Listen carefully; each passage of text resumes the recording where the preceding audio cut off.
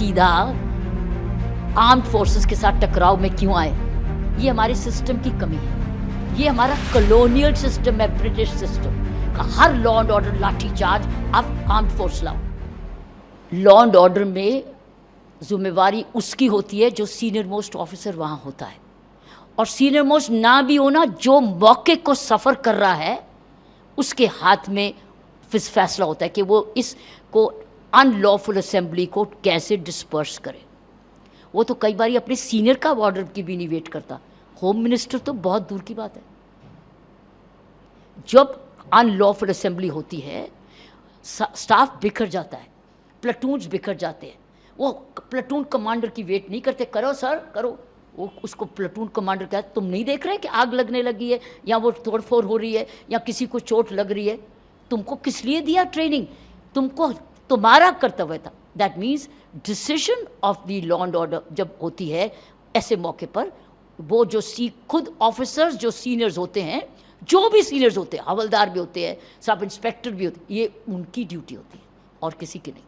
कोई home minister का आने का बात ही नहीं।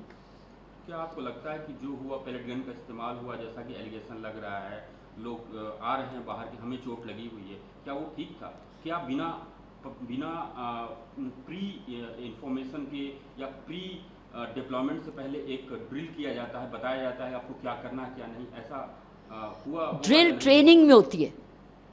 स्टैंडर्ड ऑपरेटिंग प्रोसीजर जो वेपन्स की, वो ट्रेनिंग में होती है और फिर उसकी डिप्लॉयमेंट होती है। लेकिन किस तरीके से इस्तेमाल है, कब इस्तेमाल है, ये उसकी ट्रेनिंग की काबिलियत है। और वो सिचुएशन की बात है कि सिचुएशन कहाँ से है। जैसे मान लो टेररिस्ट इफेक्ट स्टेट्स में ये यूज़ हुई, इसके लिए स्टैंडर्ड ऑपरेटिंग प्रोसीजर है, क्योंकि आप उस वक्त टेररिज्म को यूज़ करें, टेरर को यूज़ करें। उस वक्त आपके पास life and property at stake है, और आप टेररिस्ट को है जो कि देश के खिलाफ आपका हमला कर रहा है। अब आई बात इंटरनल सिक्योरिटी की, ये भी उस वक्त इस्तेमाल की जा सकती है। ये तो फैसला ऑफिसर जिसके हाथ में ये है, आप और मैं जज करते रहें अलग बात है, लेकिन जो उस वक्त मौके पर है, उसने क्या देखा, उसने क्या महसूस किया, ये उसका निर्णय है।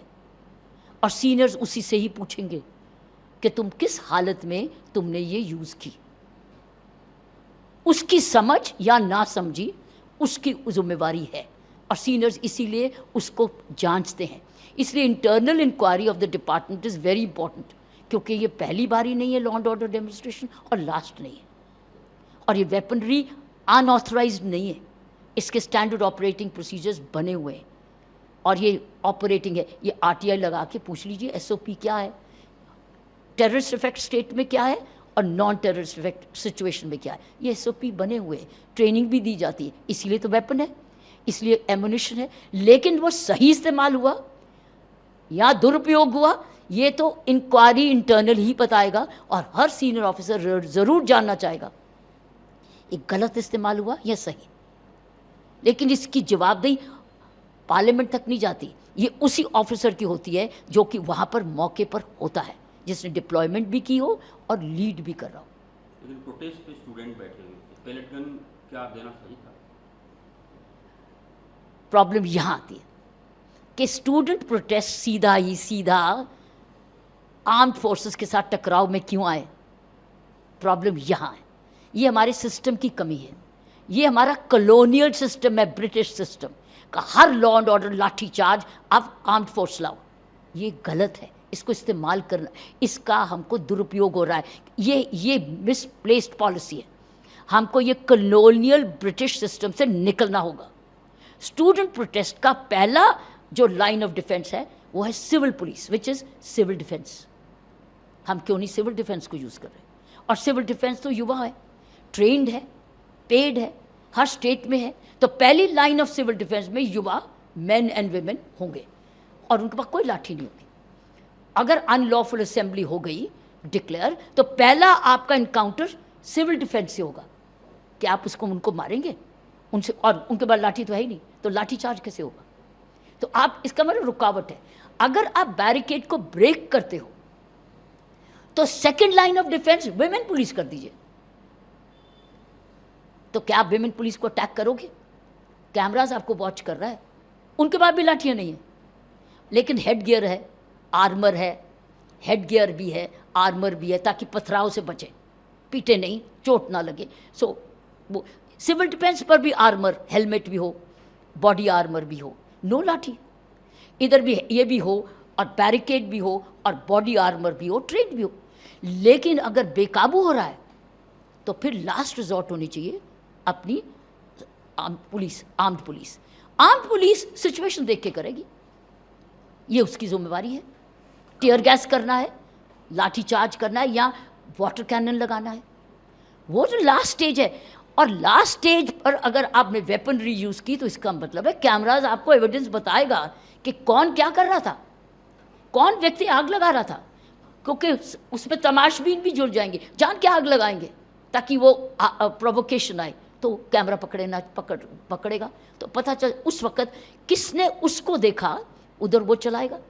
तो आपने तो मैंने नहीं देखा, बाद में वो तो सिर्फ कैमरे नहीं देखा। और ऊपर से ड्रोन्स चलाओ, साथ साथ ड्रोन्स थ्रू आउट चलने चाहिए। ड्रोन आपको कैप्चर, ऊपर से भी कैप्चर करे, ड्रोन टेक्नोलॉजी का इस्तेमाल नीचे से भी करे, तो आप तो इन दी एंड पता चल जाएगा किसने क्या किया। लेकिन एक बात है कि प्रदर्शियों को पता होना चाहिए कि जब आप प्रदर्शन के लिए आए हैं और 144 लगी, वो जैसे 144 पहले थी, जो जिसके बाद प्रोहिबिटरी ऑर्डर आ गया और आपको कहा गया कि you are a non lawful assembly now, कुछ भी हो सकता है, तो आप पहले सिविल डिफेंस को भी तोड़ेंगे, विमेन पुलिस को भी ओवरलुक करेंगे, फिर आप एनकाउंटर करेंगे, क्योंकि उस वक्त तो पुलिस की ड्यूटी है लाइफ एंड प्रॉपर्टी को बचाना। चौथा गलती, अगली गलती जो मैंने देखा ये यहाँ पर प्रोटेस्ट में हुई है, एक तो कोई बैरियर नहीं, आप सीधा ही बढ़ रहे हैं आर्म्ड फोर्स के साथ, पहले कोई बैरियर नहीं है, सेफ्टी जोन्स नहीं है, जैसे कि बीएसएफ होती है आर्म्ड फोर्सेस पे, ऐसे ही मैं उसी एंगल से मैं ये कह रही थी। चौथी चीज़ है कि हम सीधा प्रदर्शनियों को पार्लियामेंट हाउस के दरवाजे दिखा रहे हैं, डेस्टिनेशन हम पार्लियामेंट हाउस दिखा रहे हैं। क्यों? इसको शिफ्ट करो रामलीला ग्राउंड, ये वेन्यू को ये जंतर मंतर छोटी सी है भीड़, और मार्केट के सामने बिल्कुल है, मार्केट को भी बंद नहीं करना पड़ेगा, मार्केट का सारा बिजनेस ठप हो जाएगा। और उसमें रैंडसैकिंग भी हुई, उसमें आपने देखा वो भी आई, तो इसलिए लोगों ने दुकानें बंद की, क्योंकि लूटपाट शुरू हो गई दुकानों से। भी आइडेंटिफाई किया कि लगभग 2800 से ज़्यादा मिसक्रिएंट्स थे। तो अब तो टेक्नोलॉजी इस्तेमाल करती, पहले तो नहीं होता था, पहले तो पहचाने कैसे जाते थे, अब तो हर एक वही पहचाना जाएगा, हर एक कैमरा में उसकी आ रही है, और किसी के पास पुराना रिकॉर्ड जो भी होगा वो आ जाएगा। तो क्या पुलिस वाला रिकॉर्ड वो लेके घर चली जाएगी? क्या कोर्ट को बताएगी नहीं कि ये आदमी मर्डर में ज़मानत पर था, रेप पर था, पहले की शर्तों में था? कोर्ट की जिम्मेवारी बनती है अब उसकी बेल पर दोबारा राय रखे। क्या इसकी बेल कैंसिल नहीं होनी चाहिए? क्या इसको बेल अशांति करने के लिए, ऐसे क्राइम करने के लिए दिया? और श्योरिटीज़ भी हैं, उसकी श्योरिटी भी जब्त कर सकते हैं। तो अगर हम कानून को सही इस्तेमाल ऐसे करें, वेन्यू को भी शिफ्ट करें, सिविल डिफेंस को भी लाएं, ड्रोन्स की टेक्नोलॉजी भी यूज़ करें, विमेन पुलिस की भी लाइन लगाएं, राइट, और कैमरा का तो यूज़ करें। और अगर किसी का पुराना क्रिमिनल रिकॉर्ड आता है तो कचहरी में अर्जी लगाएं, प्रोसिक्यूटर शुड से ये आदमी कैमरा का ये एविडेंस है, इसका ये रिकॉर्ड है, इसने बेल का दुरुपयोग किया। प्रभातखबर.com, विश्वास वही, रफ्तार नहीं।